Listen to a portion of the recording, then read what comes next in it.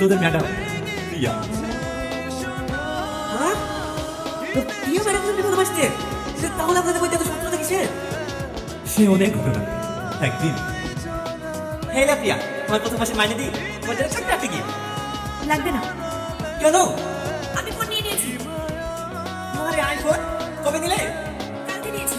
তুমি আইফোন নিয়েছো আর আমাকে জানাবি? হে দেখি দেখি, কে কিনে দিল? চাচা নাকি? না, আমার হবু বল।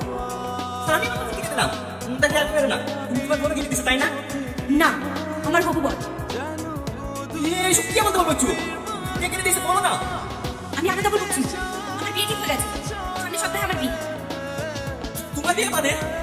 আমি শুধু তোমার বিয়ে কথা তাই না? বাড়িতে তো সবাই রাজি, তাহলে বলবো কোনো সাথে বিয়ে? আমি তো কিছু বুঝতে পারছি না। না বোঝার এখানে কিছু নেই। নাও, তোমার ফোনটা নাও। দুটোই ফোন। তোমরা দুজনেই একা যেতে পারো। তুমি কোনটা নেবে? আইফোন নেবো। আর আমি কেন? সবাই আইফোন নেবে। ওইটাই, আমিও ঠিক এটাই করেছি।